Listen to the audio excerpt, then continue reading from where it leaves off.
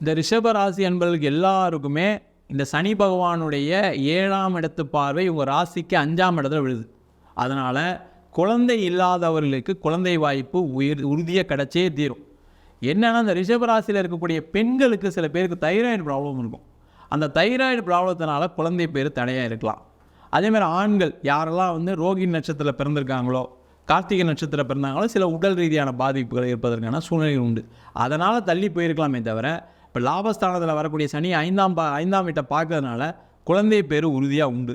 அதே போல் இன்னொரு விஷயம் என்னென்னா, ரிஷப ராசியில் இருக்கக்கூடியவர்கள் நிறைய பேருக்கு இந்த காலகட்டத்தில் 2வது குழந்தை பெற்றுக்கொள்வதற்கான ஒரு வாய்ப்பு இருக்கும். நிறைய பேர் முயற்சி பண்ணி லேட் ஆகிடுச்சு, எனக்கு நடக்கலைன்னு சொன்னவங்களுக்கு எல்லாருக்குமே 2ஆம் குழந்தை பெற்றுக்கொள்வதற்கான வாய்ப்புகளும் உறுதியாக உண்டு.